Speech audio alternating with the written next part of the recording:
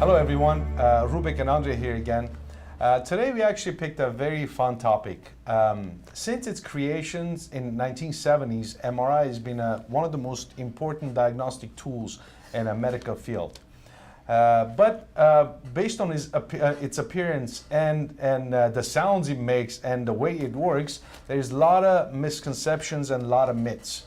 And right here I have 5 top myths and misconceptions, and it's going to be Q&A. I'm going to have Andre answer the questions since MRI is his background.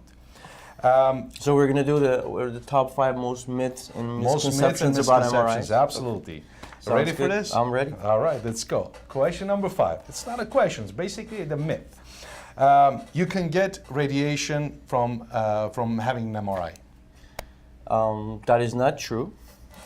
MRI machines, MRI scanners are very safe and they don't cause any harm to the patients. There is no radiation being given off to the patient. It's not a CT scanner or an X-ray, so that myth is completely false. MRI does not use any radiation. It's very safe for everyone to have. It uses magnetic field. Yes, if I take it a little further, basically the way it works is from magnets, patient's body water, and antennas and coils come together to form an MRI image. So there's no X-rays, there's no radiation involved with MRIs. Nice. We figured that one out now. We know now. All right, number 4. All MRI machines are the same. That is not true.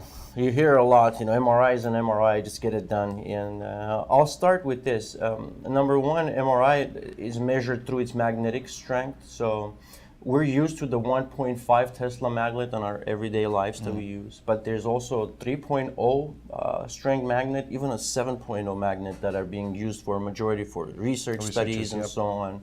I think down the line in the future, we may go up to that level, but as of now, the standard MRIs are 1.5 Tesla. And also, 2 MRIs may look exactly the same from the same manufacturer even, but they may have 2 different software versions. What that means is one scanner will be a lot faster, or one quality will be a lot better than the other. So it depends on which facility you get it done, but MRI machines do vary. Not all of them are the same. Just a little fun fact out there, a fun fact to throw out there, sorry with the tongue twist. The 3 biggest main MRI manufacturers in the world are GE, locally which we here, have. correct. Siemens, I believe it's from through Germany, and Toshiba. There are a couple other small ones too, but the market is basically filled with those 3 manufacturers. GE is the most commonly used MRI I'm machine. very biased with GE. I love Absolutely. GE through the patient's point of view and from a technology point of view. I think all of our machines are GE, if I'm not mistaken. Everything, very proud keep it to American. Say, yeah. A plug for GE there. Yep. All right, the third myth. Open MRIs are just as good as the closed MRIs or the conventional MRIs.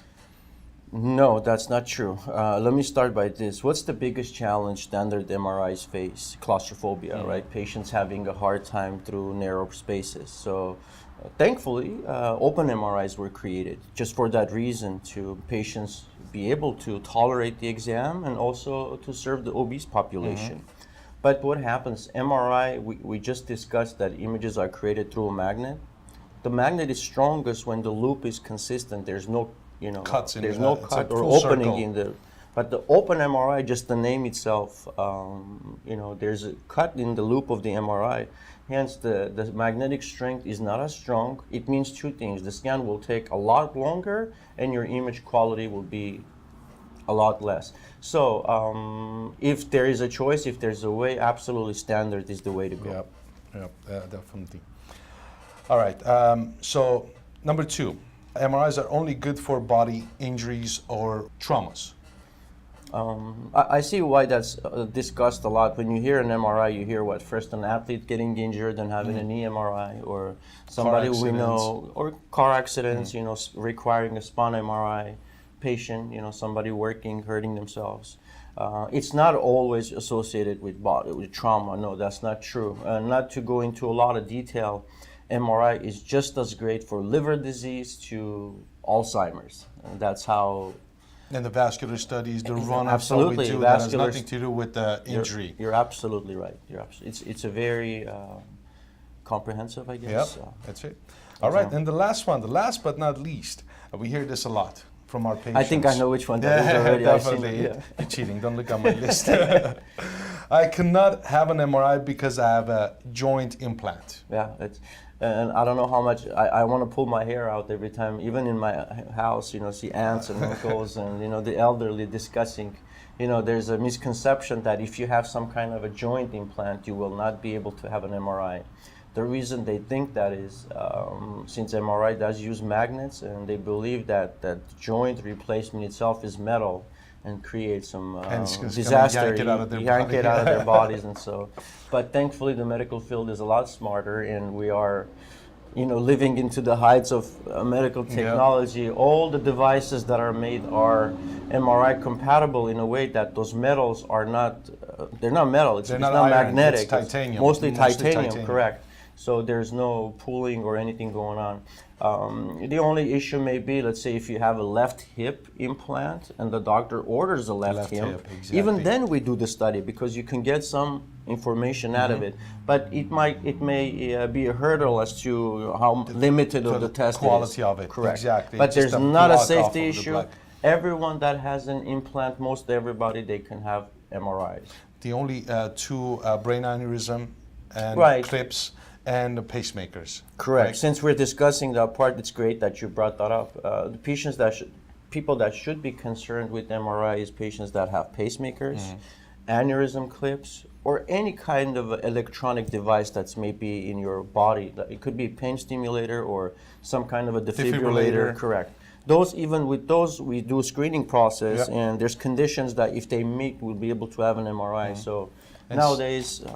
Some of the pacemakers, I think you were going to say that. Some of the pacemakers are actually MRI compatible, but for that you have to have a card saying that this pacemaker is MRI compatible. I think up to 3 tests hour. Yeah, those are the conditions, and then we check on our end to make sure that is truly of course, MRI compatible. So, well, thank you so much. Now we know about the 5 myths being true or not, and thank you for joining us. Thank you for following us, and follow us on Instagram, Facebook, and our website. Or can always join. And if you've heard any funny stories with MRI, drop in under these comments. We'd love to hear your stories or your family members that have gone MRIs, what they think, and the type of stories that they've told you. Thank you. Thank you.